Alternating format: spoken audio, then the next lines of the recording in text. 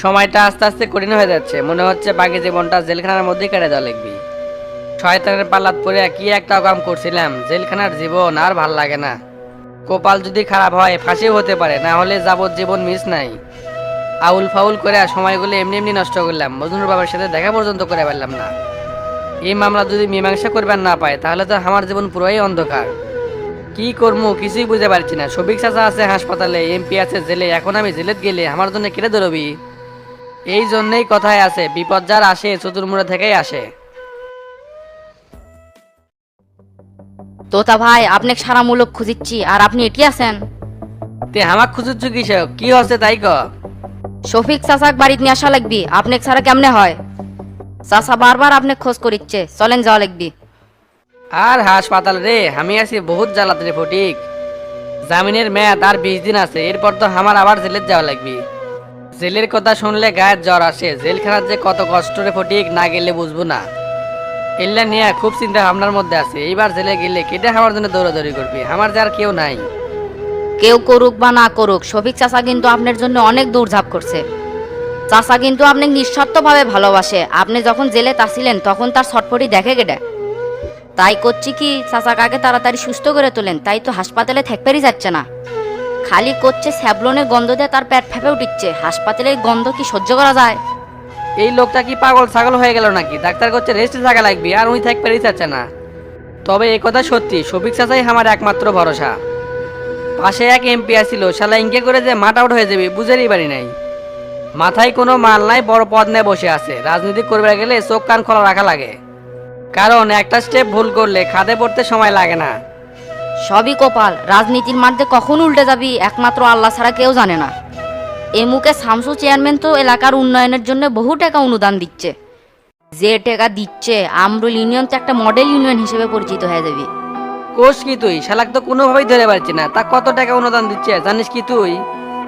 আমি উড়ো উড়ে যেটা শুনলাম 100 কোটি বলে দিচ্ছে। ওগলা টাকা দিয়ে নদীর 2 পার রাস্তা আর ড্রেনের সংস্করণ করবি। আর শোলদুগরি প্রাইমারি মাঠে নাকি এক বিরাট হাট করবি, আর পাশে নাকি একটা সিএনজি স্ট্যান্ডও করবি। আরও শুনলাম নদীর 2 পারে নাকি পার্ক সিস্টেম করবি। আমি ভাবিচ্ছি বিকাল করে ওটি একটা কফি শপ লিয়ে বসমু। এতে করে বিকালে ওটি আড্ডাও মারা যাবি, আবার টেকাও ইনকাম হবি। তে তোতা ভাই, বুদ্ধিটা কিনকে হলো? চুপ করে খে, খুব একেবারে কপিওয়ালা হয়ে গেছে। মাঝে মাঝে চিন্তা করে তুই হামাগারের লোক না শামসুর লোক। কোবা শামসু যে এত কিছু করিচ্ছে, এতে করে হামাগারের মাঠ আরো নষ্ট হয়ে যাচ্ছে। জনগণ কি হামাগারের পিছিয়ে থাকবি রে? সব তো শামসুর পিছিয়ে ধরবি। জনগণ তো আপনার এমনিতেই পাশে নাই, তার মধ্যে আপনি যে একটা অকাম করছেন। নিরীহ একটা চ্যাংড়া তাক দুনিয়ার থেকে বিদায় দিয়ে উপরের ভিসা লেগে দিছেন। তে কাজটা কি আপনার ঠিক হলো? এইবার খালি মেম্বার পদে দাঁড়ায় দেখেন, নিজের বউ ছাড়া আর কারো ভোট পাবেন না। চুপ কর, তুই তো দেখতেছি অনেক ফটো করতেছু। পরিবেশ পরিস্থিতির কারণে অনেক সময় অনেক কিছু করা লাগে। এখন তোর কথাবার্তা শুনে মনে হচ্ছে তুইও আমাকে ভোট দিব না। সেটা সময়ই কথা কবি, এখন হাসপাতালে চলেন, দেরি হয়ে যাচ্ছে। আচ্ছা চ। কেডে আবার ফোন দিলে এই অসময়? হ্যালো, তোতা মেম্বার নাকি? হ্যাঁ আমি তো তা করছি, তে আপনি কি বলতেছেন? আমি আমরুল ইউনিয়ন পরিষদ থেকে করছি। আপনার জন্য একটা নোটিশ আছে, মনোযোগ দিয়ে শুনেন। আমার জন্য আবার কিসের নোটিশ? আপনি কে বলেন তো? আমি টেরা করছি, আগামী 24 ঘন্টার মধ্যে ইউনিয়ন পরিষদের সদস্য পদ থেকে পদত্যাগপত্র জমা দিবেন। আদেশক্রমে শামসু চেয়ারম্যান, আমরুল ইউনিয়ন পরিষদ। কথার সাথে কাজের মিল না হলে পরিবেশ কিন্তু উল্টে যাবে, তখন কিন্তু ভালোভাবে কথা কমো না। আমার সাথে নয় ছয় কিসের পদ দেখে? আমি কিন্তু এখনো দায়িত্বরত অবস্থায় আছি। এতক্ষণ কিন্তু আপনার সাথে ভালোভাবে কথা বলছি, এখন কিন্তু টেরার আসল রূপ দেখামো। এই মাদারি, তোকে যে এতক্ষণ ভালোভাবে চলবে দিচ্ছি, এটাই তো তোর 7 জনমের ভাগ্য। ফোন করে জামিনলে বাইরে আসে মনে করছো খুব স্যাড হয়ে গেছো। আমরা চাইলে অনেক কিছু করতে পারবো। এ টেরা, সাবধানে কথাবার্তা রাখো। আমি কিন্তু তোতা মেম্বার, একবারে তো গিলে খেয়াল দেবো। সময় বলে দিবি রে বাঙ্গি ফাটা, কেরা কাক খায়। চেয়ারম্যানের হুকুম অনুযায়ী ইউনিয়নের সকল সুযোগ সুবিধা থেকে তোকে বঞ্চিত করা হলো।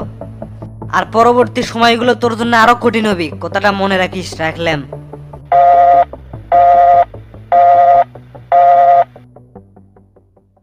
তোতা ভাই, কেটে ফোন দিছিল? চেয়ারম্যানের ছেলা হুমকি দেয় করছে মেম্বারের পদ থেকে সরে যাবার। কি দিনকাল পড়লো রে, হাঁটুর বয়সী সোল বল হুমকি দেয় কথা কয়। হাই রে হাই, তাহলে তাড়াতাড়ি আপনি ইস্তেফা দিয়ে ফেলেন। না হলে চাচার মতো কিন্তু আপনাকেও হাসপাতালে দিয়ে পাঠাবি। এ ফটিক এলে কি করছু? আমি হলাম তোতা, এক আল্লাহ ছাড়া কাউকে ভয় পাই না। আর চেয়ারম্যান তো হলে নস্যি, তার ভয়ে আমি ইস্তফা দমু, সেই তোতা আমি না। ওই চেয়ারম্যানের 12টা আমি বাজে দমু, সেই প্ল্যান আমার মাথার মধ্যে ঘুরিচ্ছে, খালি সুযোগ পাচ্ছে না। তা তোতা ভাই, আমি যা কই তা একটু মাথা ঠান্ডা করে শোনেন। আপনার এখন বেশি গুরুত্ব দেওয়া উচিত কেসটার মীমাংসা করা। সেটা কেমনে করা যায়, কাক ধরলে করা যাবে, সেই চিন্তাটাই করেন। তাই কই কি চেয়ারম্যান যেটা করছে সেটাই শোনেন, ওটাই আপনার ভালো হবে। তার মানে তুই কি খবর চাচ্ছু? আমি পদত্যাগ করবো? একজন খুনি ইউনিয়ন পরিষদের মেম্বার হয় কি করে? তুই তো দেখতেছিস আমার কৌশলে অপমান করছু রে। এক থাপ্পড়ে 32টা দাদি ফেলে তো মোড়ে, যত বড় মুখ নয় তত বড় কথা। এই যে মুখ বন্ধ করলাম, আর কোনো কথা কমু না, চলেন চলেন। আচ্ছা চলে।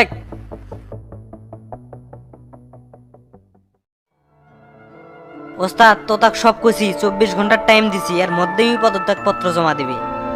তাতেও যদি কাম না হয় এবার ওকে মাল্টিভিটামিন দিয়ে দেবো। আমি তো ওই ওষুধ কবে রেডি করে থুছি, খালি আপনার হুকুমের জন্য বসে আছি। আমার মাথায় চুল কম, তাই আমার ধৈর্য কম। ওটাই যত লস্টের মূল। এই গ্রামটা পচাল দেশে উই মাথার মধ্যে যত শয়তানি চিন্তা ভাবনা, কিভাবে অন্যের ক্ষতি করা যাবে, ওটাই ওর উদ্দেশ্য। আর কোয়েন না চাচা, ওর যন্ত্রণায় তো অতিষ্ঠ হয়ে যাচ্ছে। মাঝে মাঝে এমন রাগ ওঠে, মনে হয় ওকে এলাকা ছাড়াই। তা বাবা, মামলার কি খবর? ওই কি আর কাস্টডি হবি না? পাশের বাড়ির জয়নালার ছিল, ওই এসে আমাকে করছে তোতা বলে আমার সাথে দেখা করবার চাই। তখন আপনি কি করলেন? আমি কইছি আমার সাথে কথা কয়ে কোনো লাভ নেই, যদি কোনো কথা কওয়ার থাকে শামসুর চেয়ারম্যানের সাথে যেন কথা কয়। তোমাকে আগেও কইছি, এই কথা এখনো করছি, তুমি যা করবে সেটাই, তোমার বাইরে আমি কোনো কিছু করবো না। শোনেন চাচা, মজনুর হত্যার বিচার আমি লমই, আল্লাহ যদি আমাকে বেঁচে রাখে। আপনার যতদিন ইচ্ছে ততদিন আপনি আমার বাড়িতে থাকবেন, আমার তো আর বাপ নাই, আপনি আমার অভিভাবক। বাবা, তোমার এই ঋণ আমি কোনো দিন শোধ করবে পাবো না। কি যে কন্যা চাচা, এটি ঋণের কোনো কিছু নাই, আমি আপনাকে ভালোবাসি। টেরা প্রত্যেকটা ওয়ার্ডে ওয়ার্ডে লোক লাগিয়ে দেবো। তাকে কাম হলো সরকারি সুবিধাগুলো সাধারণ মানুষজন পাচ্ছে কিনা সে খোঁজ নেওয়া। কোনো ওয়ার্ডের মেম্বার যদি স্বজন প্রীতি দেখায় সেটা যেন আমাকে জানায়। যারা নিরীহ ও নিঃস্ব তারাই একমাত্র সরকারি অনুদান পাবি। আমি চাই আমার ইউনিয়নটা দুর্নীতি মুক্ত হোক, হকদারে হক বুঝে দেওয়ার দায়িত্বটা আমার।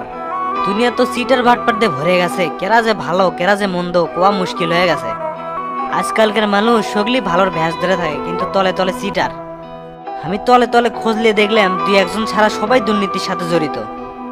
কি দুর্নীতি করিচ্ছা? বেশিরভাগ মেম্বারই সরকারি সকল সুযোগ সুবিধা আত্মীয় স্বজনদের মধ্যে ভাগ বাড়িয়ে দিচ্ছে। এতে করে সাধারণ নিরীহ মানুষ এই হক থেকে বঞ্চিত হচ্ছে। এটাই তো তুই কলেম হে, এরপর থেকে কোনো মেম্বার যাতে 9-6 না করে পায়, এই জন্যই তো লোক লাগে দমো। তুই 1 সপ্তাহের মধ্যে প্রত্যেকটা ওয়ার্ডের রিপোর্ট আমার কাছে দিব। কাজ কামের কোনো যেন গাফলতি না হয়, যদি কোনো সমস্যা হয় আমাকে বলিস। 1 সপ্তাহ আগেই প্রত্যেক ওয়ার্ডের হিসেব আপনার কাছে আসবি। ছেলে পেলে যত আছে সবাইকে ফোন দিয়ে আমি মাঠে নাম বের করছি। এবার আমাদের অভিযান হবে দুর্নীতিবাজ মেম্বারদের বিরুদ্ধে। আপনি কোনো টেনশন করেন না ওস্তাদ, অচিরেই সকল তথ্য আপনার কাছে চলে আসবে। আর শোনে, তো তাকে বেশি বেশি ফলো করে রাখবো। ওই কি করতেছে, কার সাথে মিশিচ্ছে, কার সাথে চলতেছে, তোর যেন নজরের মধ্যেই থাকে। ওর পেছনেও পোলাপান লাগান আছে, ওই আমাদের নজরের বাইরে যেতে পারবি না। কয়েকদিন হলে খালি আরা জঙ্গলে ঘুরিচ্ছে, মনত মনে হয় শান্তি নাই, জামিনের মেয়াদি কি শেষ হয়ে গেছে। তো ঠিক আছে, সবকিছু নজরে রাখিস, আর আমি একটু রেস্ট করবো, শরীরটা একটু টায়ার্ড লাগিচ্ছে। আচ্ছা ওস্তাদ, আমিও তাহলে ফ্রেশ হয়ে নেই। তা চাচা দুপুরে খাওয়া দাওয়া করছেন? হ বাবা, খাইছি।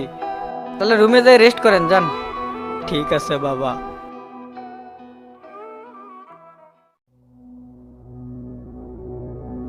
শালার ফটিকে কখন খবর দিয়ে পাঠাছি, এখন পর্যন্ত তো তাক দিয়া পাঠায় নাই। আমরা করি পলিটিক্স, মানুষ ছাড়া কি আমরা থাকতে পারি? জিঙ্কে করে হোক আজকে বাড়িতে চলে যাবো, আমার পক্ষে আর একদিন থাকাও সম্ভব নয়। চাচা, তো তা আচ্ছু আয় আয়, সামনে আয়। কি হচ্ছে? ফটিক হলো ডেকে বলে পাঠাছেন? তো তারে আমার আর হাসপাতালে থাকতে মন যাচ্ছে না, আমি চলে যাবো। বাড়িতে গেলে চিকিৎসা কি ঠিক মতো হবে নি? আপনি তো সুস্থ হওয়া লাগবে, তাই না? এই হাসপাতালে থাকলে আমি আরো অসুস্থ হয়ে যাবো, তার সাথে তুই ডাক্তারের সাথে কথা খেয়ে লিয়া চলে তো। চলেন তো, কারোর সাথে কথা বলা লাগবে না, আপনাকে এখনই নিয়ে যাবো। আপনার সুস্থ হওয়া অনেক জরুরি, আপনার সাথে অনেক কথা আছে যা সব পরিবেশে কোয়া যাবে না। আমি তো সেটাই চাচ্ছি, চলে।